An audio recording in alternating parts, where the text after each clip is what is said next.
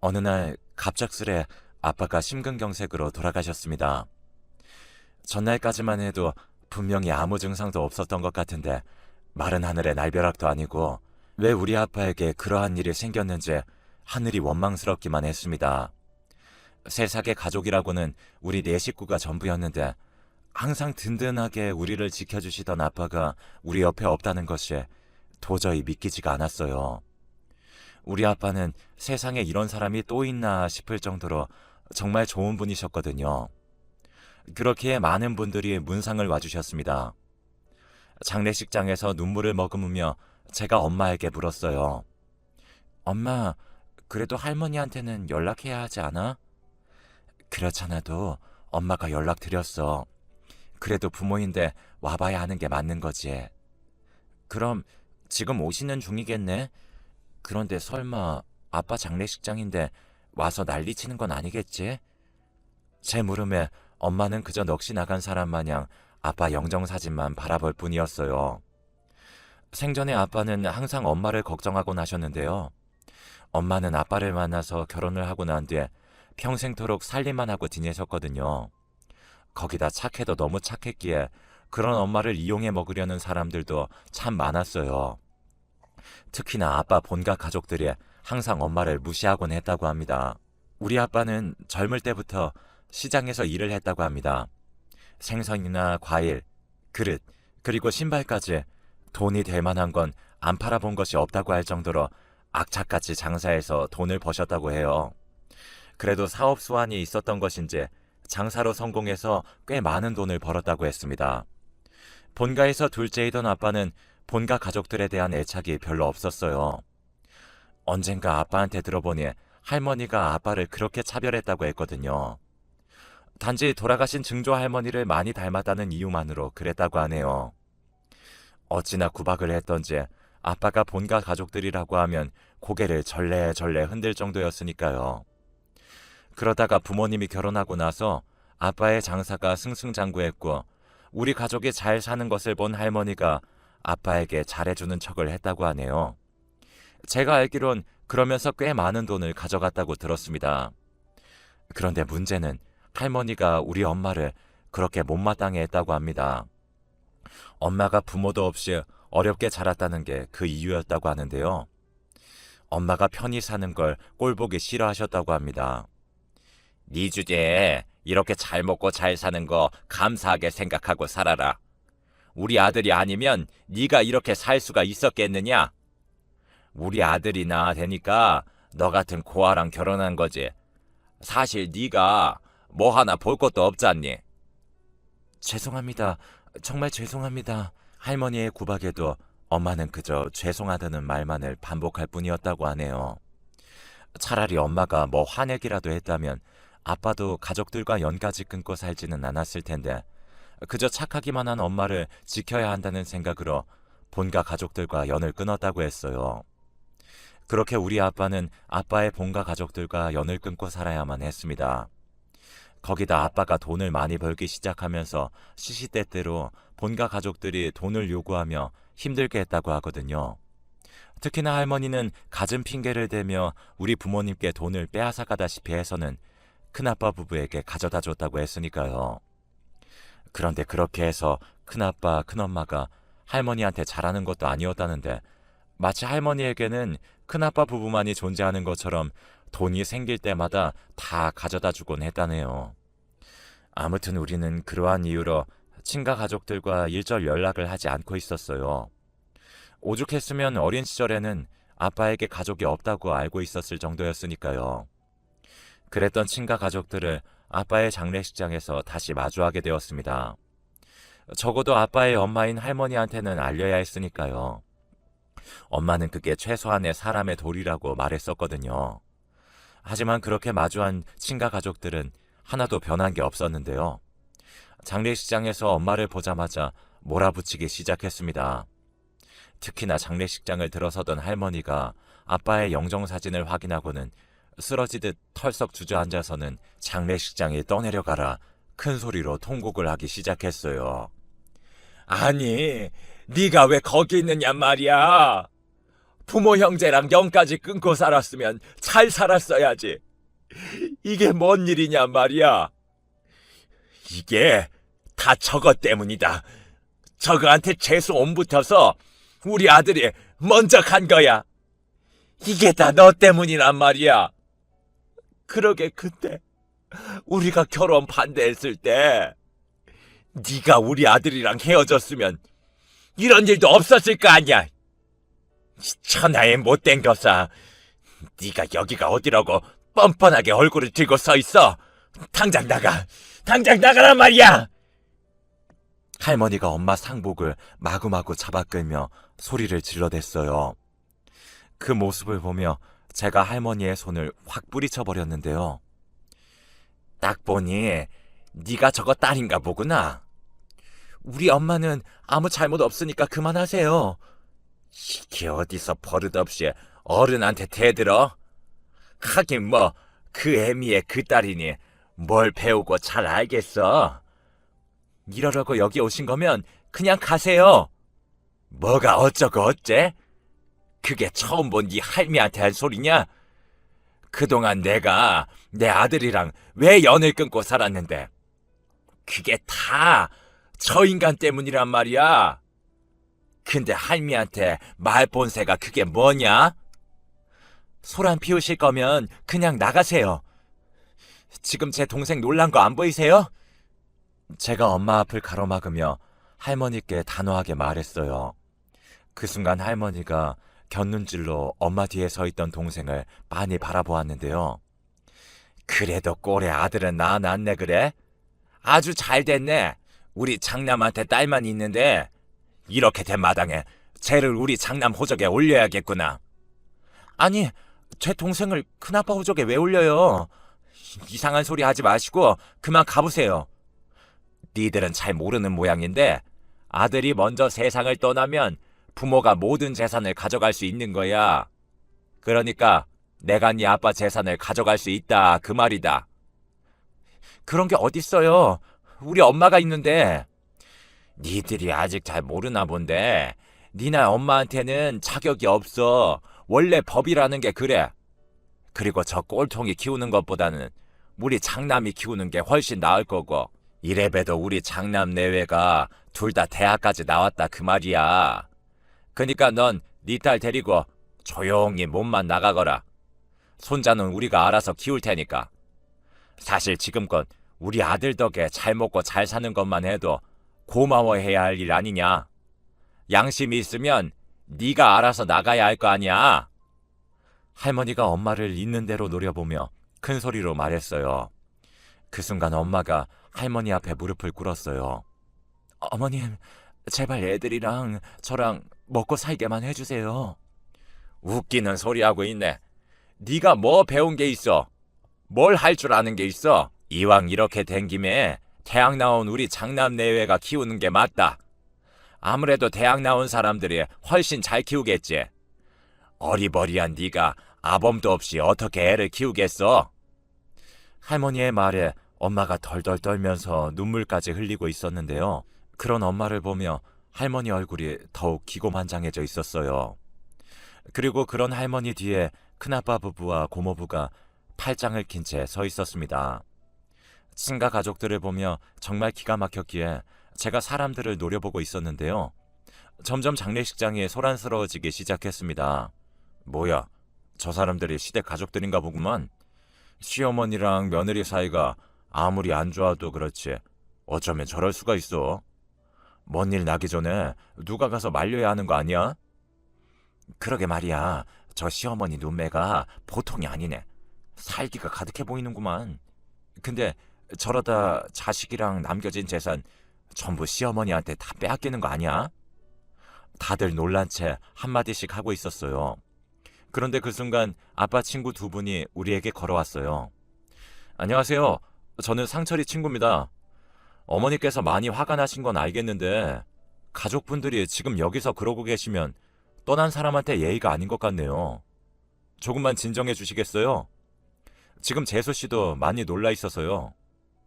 할머니가 곁눈질로 주변을 살펴보더니 갑자기 통곡을 하기 시작했어요. 할머니의 연기는 연기자 저리 가라였는데요. 통곡을 시작하자마자 눈에서 금세 눈물이 흘러내렸거든요. 그렇게 장례식 내내 우리는 껄끄러운 친가 가족들을 마주해야만 했습니다. 친가 가족들은 한자리에 모여 앉은 채 우리를 보며 계속 수군거리고 있었어요. 아무래도 뭔가 어마어마한 짓을 꾸미는 듯해 보였어요. 그 모습을 보며 제가 걱정스레 엄마에게 물었어요. 엄마, 우리 아빠 재산인데 왜 저 사람들이 가지고 간다고 하는 거야? 아니야. 엄마가 어떻게든 전부 다 지켜낼 거야. 니들 아빠가 있었으면 말 한마디도 못했을 텐데. 엄마의 얼굴에는 근심이 가득해 보였습니다. 역시나 장례식이 끝나자마자 친가 가족들이 본색을 드러내기 시작했어요. 이거 어차피 우리 아들 이름으로 들어놓은 것이니 내거나 다름없지 않겠냐? 그러니까 가지고 가마. 그리고 그때 내가 말한 거 말이다. 우리 아들이 남기고 간 재산이랑 손자 문제는 빨리 매듭짓게 준비하고 있거라. 라며 부의금 들어온 것을 몽땅 챙겨갔습니다. 그리고 멀어져가는 친가 가족들의 뒷모습을 보며 엄마가 큰 결심을 한 듯 크게 숨을 들이마신 채 그들 뒤에서 외쳤어요. 저 어머님. 어머님? 내가 왜 네 어머니야? 난 한 번도 너를 며느리라고 생각해 본 적이 없구만. 죄송합니다. 저 그런데 그게 말이죠. 애들 아빠 친구들한테 물어보니 남편이 세상을 떠나면 아내에게 1순위로 상속된다고 하더라고요. 그래서 말인데. 그래서 뭐? 네가 다 챙겨가겠다 그 말이냐? 웃기는 소리하고 자빠졌네. 그동안 우리 아들 덕에 편하게 살았으면 됐지.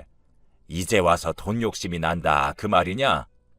아니, 그게 아니라 저도 애들하고 살긴 해야 하니까요. 넌 예전이나 지금이나 참 말귀를 못 알아듣는구나. 내가 며칠 전에 너한테 뭐라고 했냐? 우리 손자는 내가 데려가겠다고 했잖니. 근데 왜 그런 말을 하고 자빠졌어? 어머님, 그렇게는 안 돼요. 절대 못 데려가요. 엄마가 이렇게 살아있는데 제가 키우는 게 맞는 거죠. 꼬박꼬박 말대꾸하는 거 보니 너 그동안 간땡이가 많이 컸나 보구나.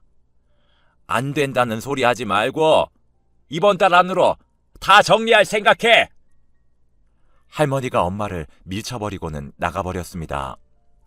그나마도 혼이 반쯤 나가있던 엄마의 얼굴이 덕분에 파랗게 질려 있었는데요. 그런 엄마의 얼굴에는 두려움이 가득해 보였어요. 그 뒤 엄마는 잠도 못 자고 밥도 못 드신 채 시름시름 알아만 갔어요. 아빠 친구들이 찾아와서 엄마에게 무조건 강하게 나가야 한다고 몇 번이나 말을 하기도 했지만 엄마는 이미 겁에 질릴 대로 질려 있었습니다. 그렇게 우리는 불안에 떨며 하루하루를 보내야만 했습니다. 그러던 어느 날 아빠 유품들을 정리하다가 꺼져 있던 아빠 휴대폰을 충전한 뒤에 전원을 켰어요. 아빠가 돌아가신 뒤에 아빠 지인분들에게 연락을 하고 까마득하게 잊고 있었는데 배터리가 없어서 휴대폰이 꺼진 듯 했습니다. 그런데 휴대폰을 켜자마자 조상우 검사라는 번호로 엄청난 양의 부재중 전화와 함께 문자 메시지가 와 있었어요. 그 이름을 보며 제가 홀로 중얼거렸어요. 조상우 검사? 검사님이 왜 우리 아빠한테 전화를 하는 거지? 라는 생각으로 문자 메시지를 확인해 봤습니다. 메시지 내용을 확인하던 중 너무나 놀란 나머지 들고 있던 휴대폰을 떨어뜨리고 말았습니다. 문자 메시지에는 아버지, 제가 요즘 바빠서 연락을 못 드렸는데 왜 이렇게 전화를 안 받으세요? 혹시 무슨 일 있으신 거 아니죠? 아버지 걱정되니까 전화 좀 주세요. 아버지 저 진짜 걱정돼서 그러니까 제발 연락 좀 주세요. 라는 메시지가 가득했거든요. 처음에는 잘못 보낸 문자가 아닐까 하는 생각도 해봤는데 그렇다고 하기에는 문자 내용이 너무나 간절해 보였습니다. 그 순간 제 머릿속이 복잡해지면서 별의별 생각이 다 들었습니다. 혹시 우리가 모르는 아버지의 아들이 있는 거 아니야? 우리 아빠는 절대 그런 분이 아니셔. 우리 가족을 얼마나 사랑하고 아끼셨는데 절대 아니야. 제가 홀로 중얼거리며 고개를 가로젓고 있었어요. 들고 있던 아빠 휴대폰이 갑자기 울려대기 시작했고 놀란 제가 급히 휴대폰을 받았어요. 여보세요? 아버지, 대체 왜 이렇게 전화를 안 받으세요? 제가 얼마나 걱정했는지 아세요? 무슨 일 있으신 건 아닌 거죠? 저 누구시죠? 혹시 우리 아빠를 아시나요? 혹시 박상철 씨한테 전화한 거 맞아요? 우리 아빠라고 하면 혹시 따님이신가요? 박현지 씨 맞죠? 남자는 이미 제 이름까지 알고 있었어요. 누구시죠? 누구신데 우리 아빠한테 아버지라고 하는 거예요? 저게 그건 나중에 설명드릴 테니 아버지 좀 바꿔주시겠어요? 아버지 전화를 왜 현지 씨가 받는 거예요? 아버지랑 계속 연락이 안 되고 있어서 며칠 동안 많이 걱정했습니다. 혹시 아버지한테 무슨 일이라도 생긴 건가요? 진심으로 걱정하고 있는 듯 남자의 목소리가 미세하게 떨리고 있었어요. 저 우리 아빠 돌아가셨어요. 네? 돌아가시다뇨? 그게 무슨 말씀이세요?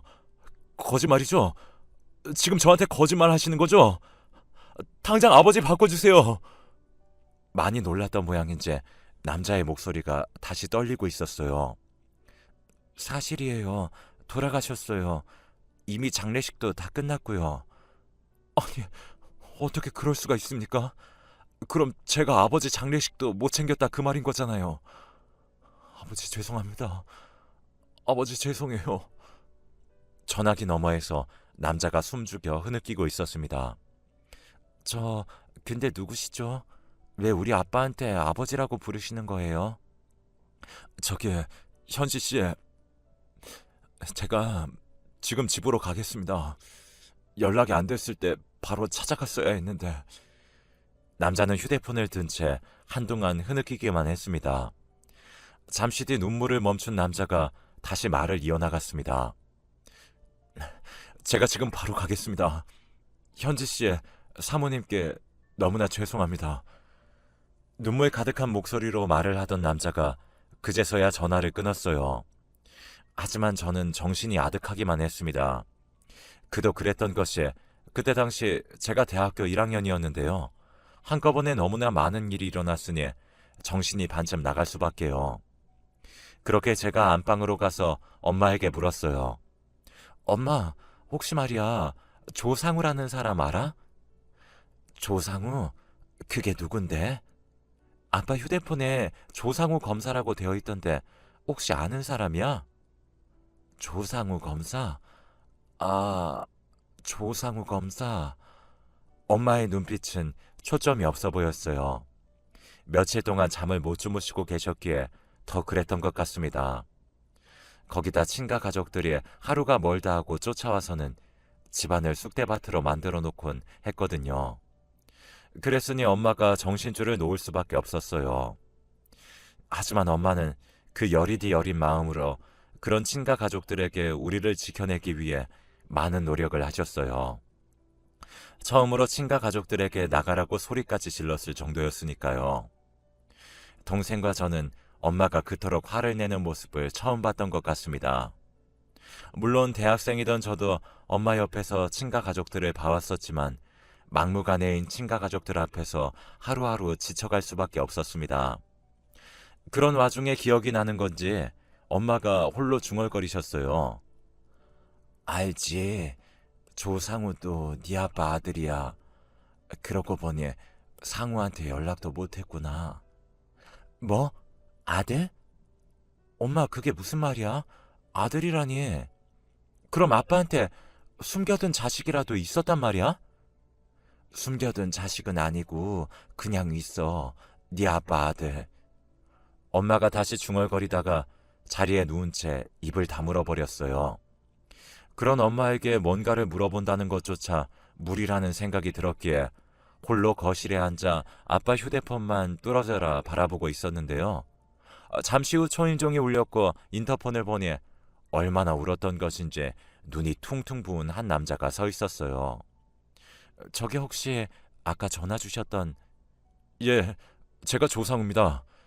남자는 검정색 정장을 차려입고 있었는데 그 와중에도 정장이 참 잘 어울리는 사람이네 라는 생각이 들 정도로 말끔하고 단정해 보이는 그런 인상이었습니다. 그런 남자를 보며 제가 조심스레 문을 열었어요. 죄송합니다. 그동안 아버지가 제가 어떻게 해주셨는데 제 아버지 장례식도 못 챙겼네요. 저는 세상에서 가장 나쁜 놈입니다. 집안에 들어서자마자 남자가 무릎까지 꿇은 채 통곡을 하기 시작했어요. 남자의 울음소리가 어찌나 애달프던지 남자의 어마어마한 슬픔이 제게도 고스란히 느껴질 정도였습니다. 남자의 울음소리에 동생이 방에서 나와 놀란 듯 바라보고 있었는데요. 중학생이던 동생의 눈에 두려움이 가득해 보였어요. 누나, 누구야? 아빠가 알던 분이시래. 넌 방에 들어가 있어. 누나, 괜찮은 거지? 그럼 괜찮아. 아빠랑 잘 알던 분이시래. 그러니까 넌 엄마한테 가 있어. 그동안 동생도 친가 사람들에게 시달릴 대로 시달렸었기에 잔뜩 겁에 질린 채 눈치를 보며 안방으로 들어갔어요. 그리고 제가 그 남자를 이끌고 소파로 데리고 와서는 물을 한 잔 건넸습니다. 저 우선 이거 한 잔 드세요. 우리 아빠랑 잘 알던 사이신가 봐요. 제가 아빠 친구분들께는 거의 다 연락을 드렸는데 너무나 갑작스러워서 잘 알던 분들께만 연락을 드렸거든요. 어쩐지 이상했습니다. 라고 입을 뗀 남자가 제게 믿을 수 없는 말을 하기 시작했어요. 사실 제가 땡땡지검 검사로 일하고 있습니다. 근데 요 몇 달 바빠서 아버지께, 그러니까 현지 씨 아버님께 연락을 못 드렸어요. 사건이 워낙 많았거든요. 근데 며칠 전 꿈에 아버지가 나타나셨어요. 저한테 상우야, 우리 아들 잘 커져서 고맙구나. 훌륭한 검사가 되거라. 라는 말씀을 하시는 게 아니겠어요. 그게 잠에서 깼는데 꿈이 너무나 생생한 거예요. 그래서 아버지께 계속 전화를 드렸는데 아마도 아버지가 제게 마지막 인사를 하고 떠나신 것 같네요. 제가 궁금해서 그러는데 우리 아빠가 검사님은 어떻게 아시는 거예요? 엄마한테 물어보니 엄마도 아시는 분 같긴 하던데. 아주 오래전 일인데 아버지가 운영하시던 가게에서 제가 신발을 훔쳤거든요. 아버지 가게에서 신발을요? 네. 그때 당시 저는 할머니, 할아버지랑 같이 살았는데 생부란 사람은 저를 두 분께 맡겨둔 뒤 몇 번 찾아오지도 않았고 생모라는 사람은 얼굴 한 번을 본 적이 없었으니까요. 그렇게 사는 게 힘들 수밖에 없었어요. 그러다 어느 날인가 낡을 대로 낡은 제 신발을 보고 한 친구가 놀려댔어요.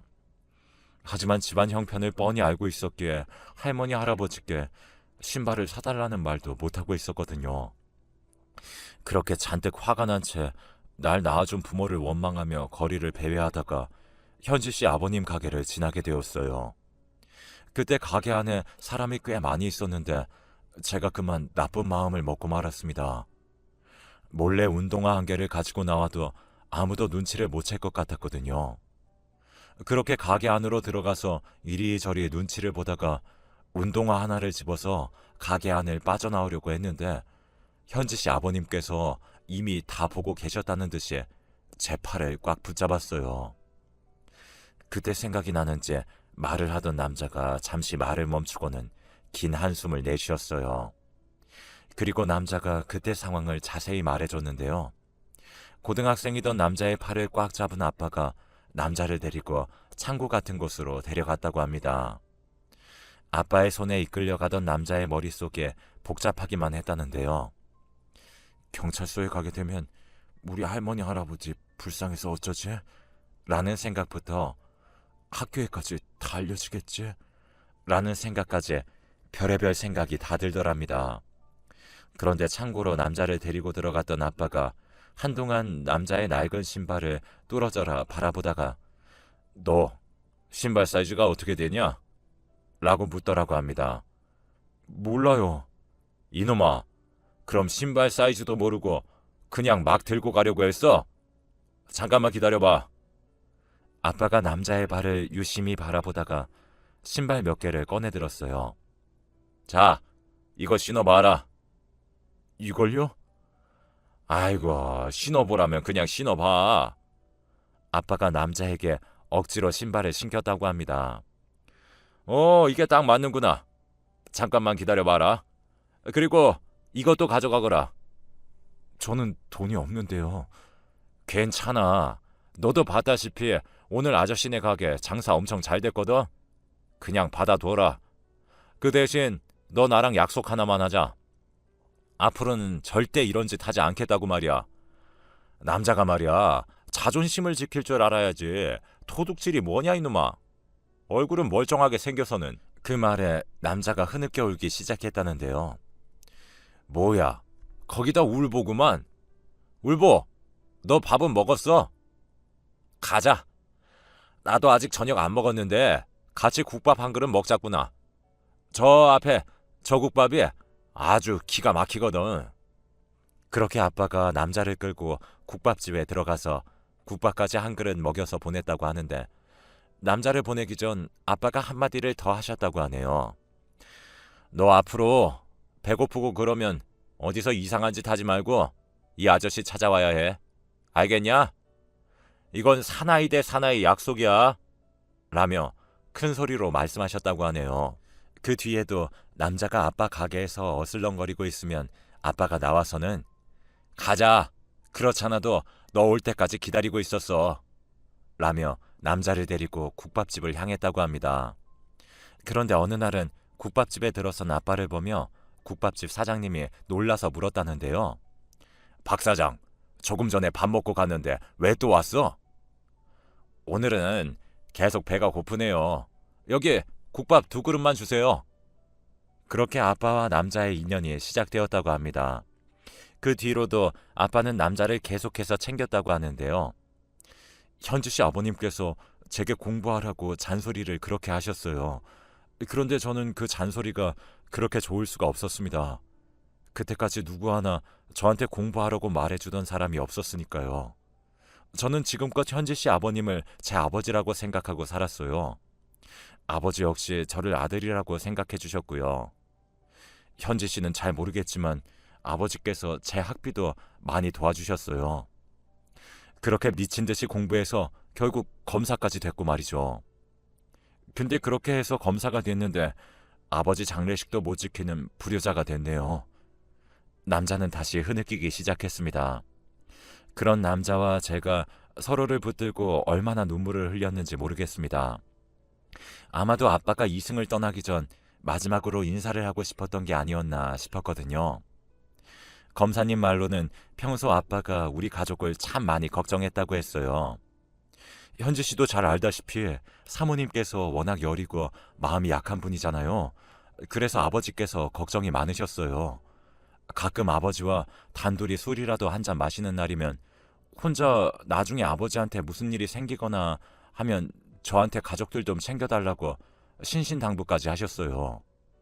아빠가요? 아빠가 왜 그런 말씀을 하셨을까요? 지금 와서 생각해보면 아무래도 아버지는 일이 될 줄을 진작에 알고 계셨던 게 아니었나 싶네요. 그래서 저한테 몇 번이나 가족들을 부탁하셨던 거고요. 아버지 본가 사람들이 보통이 아니라고 하시면서 걱정을 많이 하셨거든요. 혹시 그 사람들도 아버지 돌아가신 거 알고 있나요? 네, 돌아가신 건 알려야 할 것 같아서 할머니께 연락드렸는데 장례식장에 와서 한바탕 난리를 피우고 가셨어요. 그리고 지금도 허구한 날 쫓아와서 집안을 쑥대밭으로 만들고 있고요.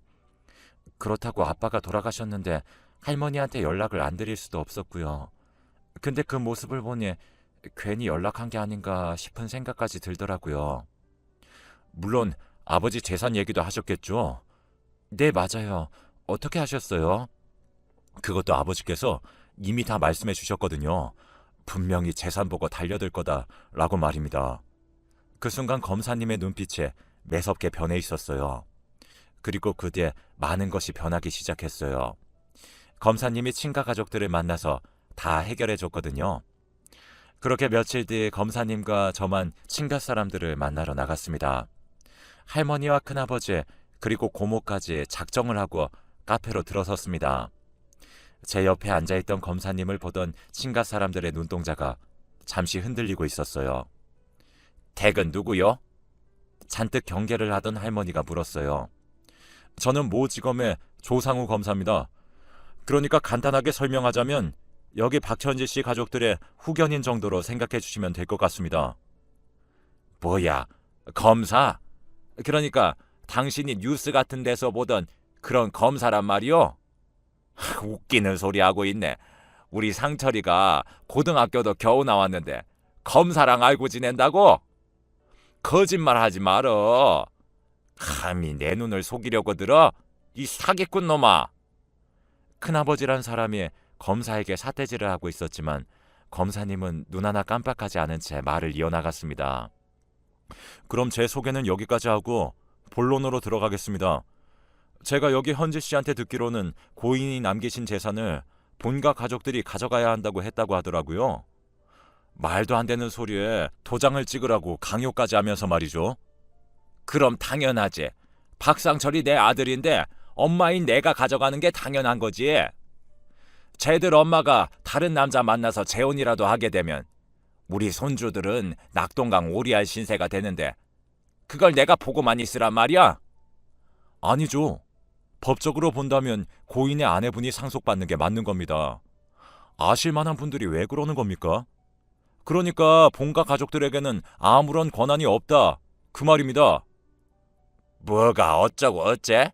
네가 뭘 안다고 그딴 소리를 짓거리고 있어? 우리 상철이 재산 내 거니까 그런 줄 알고 있어. 아니죠. 그럼 우리도 법대로 처리할 수밖에 없겠네요.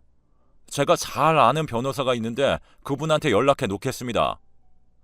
검사님이 휴대폰을 꺼내서 전화를 하기 시작했는데 그 순간 눈 깜짝할 사이에 할머니가 검사님의 뺨을 올려 붙였어요. 놀란 제가 벌떡 일어나 소리쳤습니다. 지금 검사님한테 뭐 하시는 거예요? 검사 같은 소리하고 자빠졌네. 웃기는 소리 하지 말고 당장 니네 엄마 나오라고 해. 현지씨, 잠깐만요. 지금 그쪽 분들 저한테 큰 실수하신 겁니다. 방금 하신 행동 분명히 책임지셔야 할 겁니다. 어디 검사인지 판사인지 이 사기꾼 같은 인간아. 할 테면 해봐. 이번에는 큰아빠란 사람이 검사님의 멱살을 잡고는 검사님을 내동댕이 쳐버렸어요.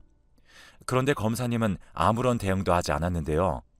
나중에야 그 이유를 알게 되었답니다. 검사님이 카페에 있는 CCTV를 증거로 저에게 경찰에 신고하라고 시켰거든요.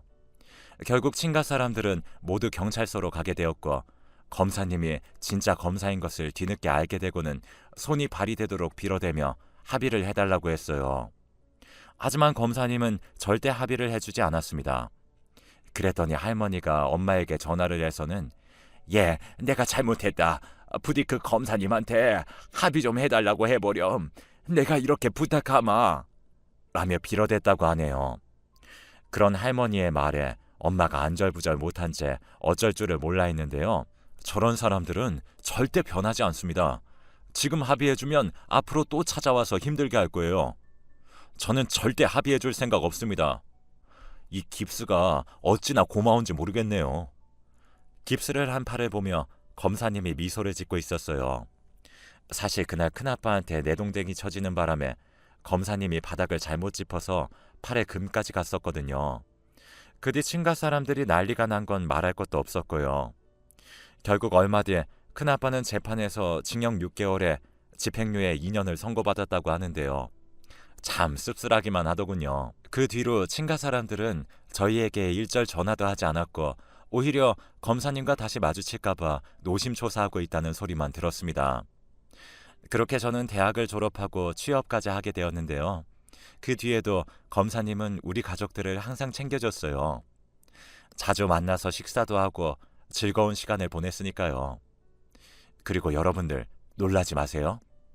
저는 검사님과 결혼까지 했답니다. 아무래도 자주 붙어 다니다 보니 서로 정이 들 대로 들었었거든요. 처음에는 나이 차이가 많이 난다며 남편이 많이 미안해했는데 이미 둘 다 너무나 사랑했었기에 그런 것은 큰 문제가 되지 않았습니다. 지금 가만히 돌이켜보면 어쩌면 그때 남편 꿈에 아빠가 나타난 것이 그저 인사만은 아니지 않았을까 하는 생각마저 해봅니다. 아니죠. 어쩌면 남편이 아빠 가게에서 신발을 들고 나가던 그때 아빠는 이미 남편이 아빠의 사이가 되리라는 것을 알고 있었던 것은 아니었을까요? 지금 우리 가족은 그 누구보다 행복하게 잘 살고 있습니다. 오늘따라 아빠가 너무나